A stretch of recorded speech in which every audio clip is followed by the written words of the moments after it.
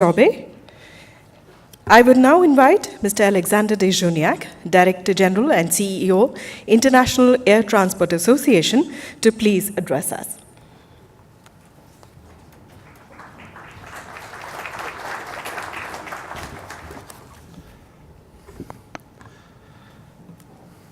Good morning, ladies and gentlemen.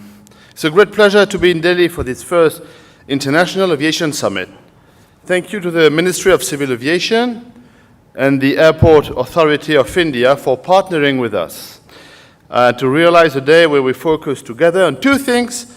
First, the current state of India's aviation industry, and second, what do we need to do collectively for India to reap the economic and social benefits of a successful world-class aviation sector.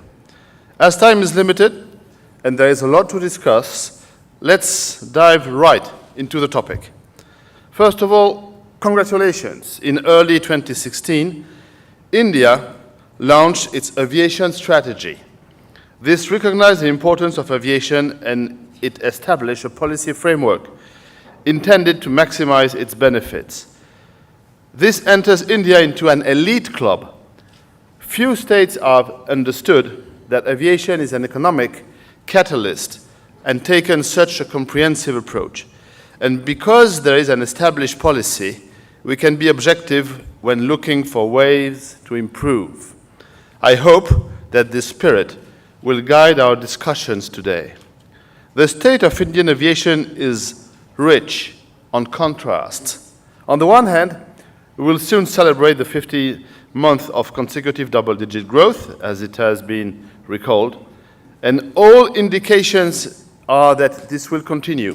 By 2037, we expect 500 million passengers traveling to, from, and within India. That's trouble today's numbers.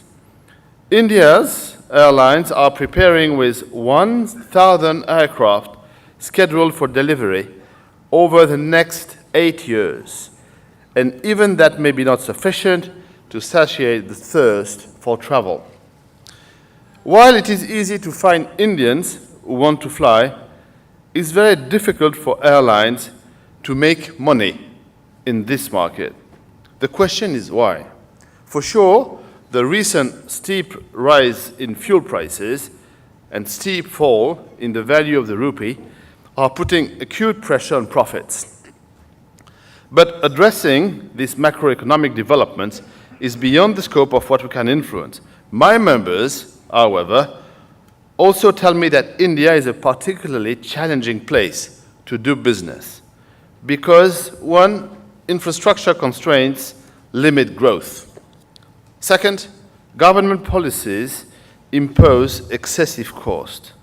These are areas that we can influence, and they are fundamental. India's development needs airlines to be able to profitably accommodate growing demand. Focusing on infrastructure, what has happened with India's airport infrastructure over the last decade is amazing. First, congratulations on developing world-class airports, including the biggest hubs of Delhi and Mumbai. It's clear that India has the capacity to develop effective infrastructure. But unfortunately, the job is not done. Passenger numbers will grow, and infrastructure must not be a bottleneck in fulfilling the needs for travelers and the economy. So what do we need to do? Mumbai is at the top of the priority list. As you know, historically, Mumbai was the top generator of air traffic for India.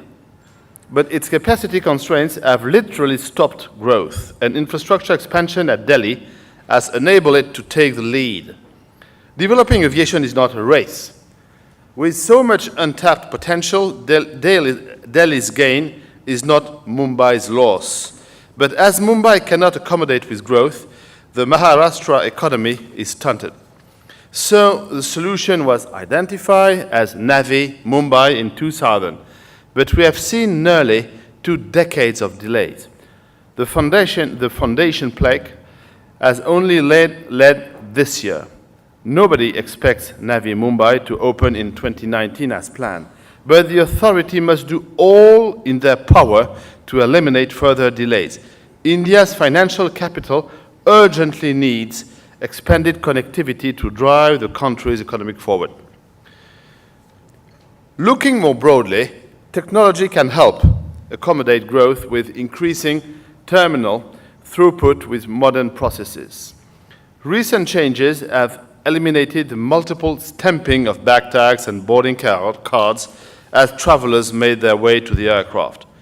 While boarding passes and bag tags covered in stamps were an interesting souvenir, all travelers welcomed the more convenient global standard processes that are evolving.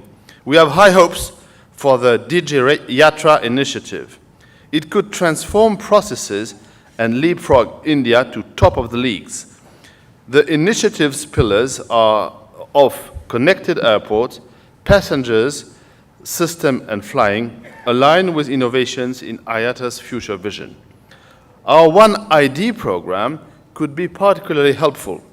We want to use biometric recognition technology like India's Aadhaar card to eliminate the need for multiple document checks within the airport.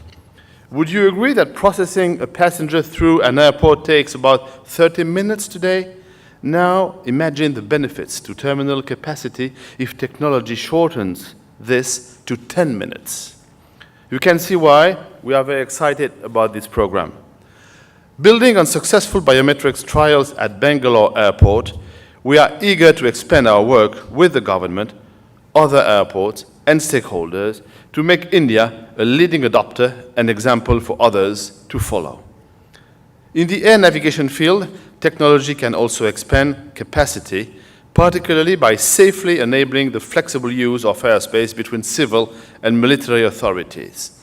The opening of a conditional airway through restricted airspace over Bhuj, for example, has shaved 10 minutes of journeys between East Asia and the Middle East. Thank you to MoCA and AI for their solid cooperation in this achievement. Our hope is that this success story enables many more. Flexible airspace capabilities will be key to accommodate future growth. Lastly, infrastructure funding needs a close look. Private capital fueled many of the phenomenal developments at India's airports. Capacity has been created and service levels improve, and bravo for that. That came, however, with hefty cost increases in the initial stages. We have seen the value of the independent regulator in stabilizing cost, and I urge the government to preserve the independence of the regulator. But it would be a mistake to say that the airlines are happy with the current situation. As every business person knows, competitiveness is earned each day and cost reduction is never done. Moreover, it's no secret that our membership is deeply concerned about the outcome of airport privatizations in general. To be frank, we have not seen one privatization project that is fully living up to airline expectations for sufficient capacity, service quality, and affordable costs. And as a resolution was passed unanimously at our last AGM, calling on governments to be cautious when considering privatization. With that as background, we welcome MoCA's consultations on a concession structure for greenfield airports, because careful consideration is critical, and we will provide detailed comments in that process. But there are two concerns on the draft proposal that I must highlight. We believe that it makes no sense to fix a per-passenger yield at the outset of a concession contract that is set to run for 4 decades. Flexible parameters should be set that are regularly reviewed by a regulator. And we know from bitter experiences in Brazil or Australia and elsewhere that selecting the company that simply proposes the highest concession fee does not yield good long-term results. Airports are important to passengers, airline, and the community. Dialogue is at the foundation of IATA's position on privatization.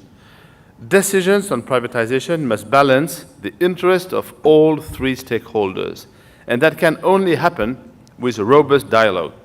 and we are eager to work with the government and on the concession structure to define the next steps in India's airport development. The infrastructure issue is critical for India's future. Band-aid solutions will not do the job. India needs a comprehensive and strategic master plan for its airport infrastructure.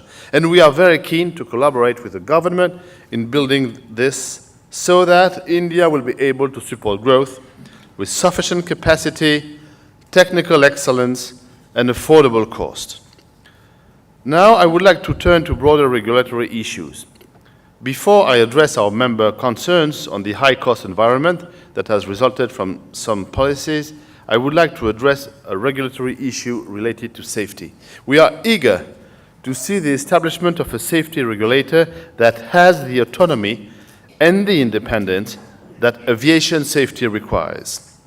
Establishing the Civil Aviation Authority would achieve this and bring India in line with global standards.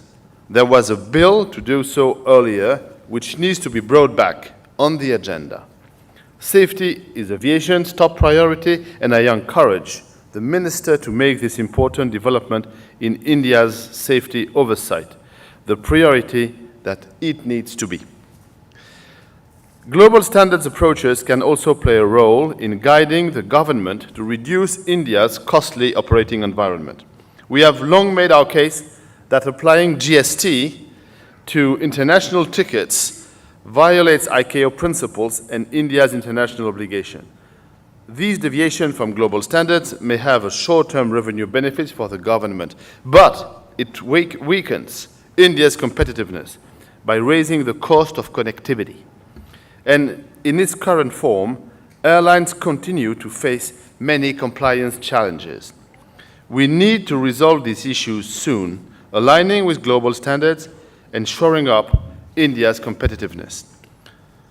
Today, I would like to spend some time on fuel, which accounts for about 24.2% of an average airline's cost structure. In India, it is 34%, making India's carriers particularly sensitive in this area. All airlines are already suffering from the rise in fuel prices, and India's regulatory and tax framework around fuel hits airlines serving this market even harder. To start, there is no real competition for fuel suppliers at airports, so there is little commercial incentive to keep fuel prices competitive. Then the airport takes fuel throughput fees, and adding insult to injury, GST is then applied to the throughput fee, the infrastructure fee, and into-plane service fee. Then on domestic flights, fuel is subject to excise duties and state taxes of up to 30%. We understand that governments need tax revenue, but the economy needs financially sustainable air connectivity.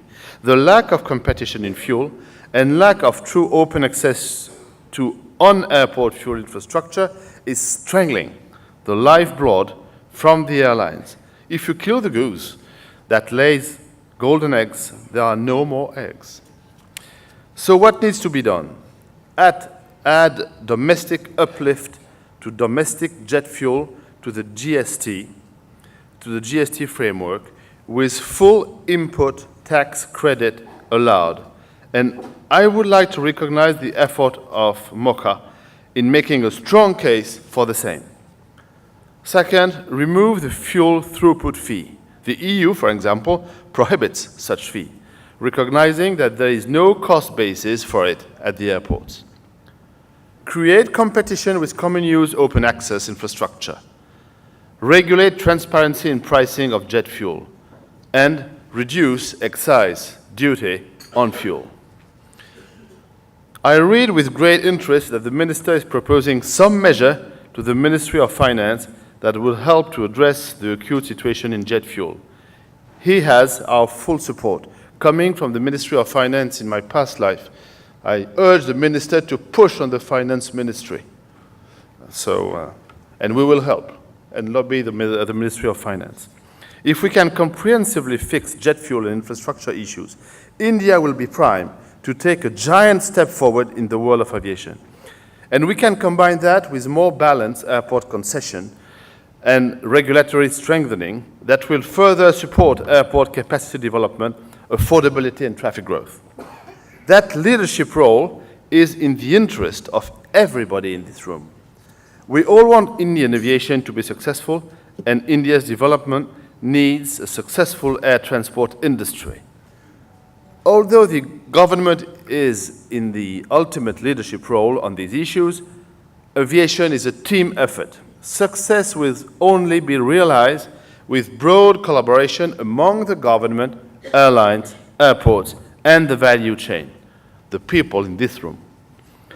This is the first International Aviation Summit Delhi, but already I see a strong case institutionalizing this opportunity for MOCA, AAI, and IATA to come together regularly to measure progress, plan for the future, and align the work we need to do together.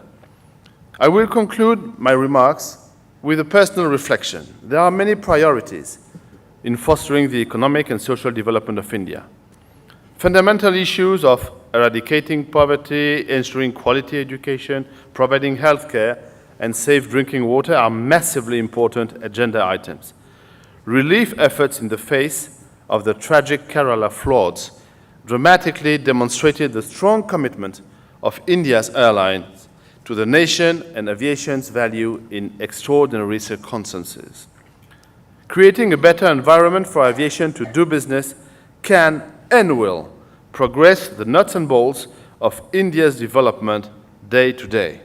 In fact, all of the UN's Sustainable Development Goals have an opportunity for aviation to contribute.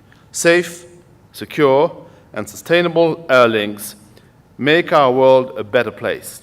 That's why I call aviation the business of freedom. And we share a privileged responsibility to work together for its success, particularly in this fantastic and immense country that is India. Thank you very much.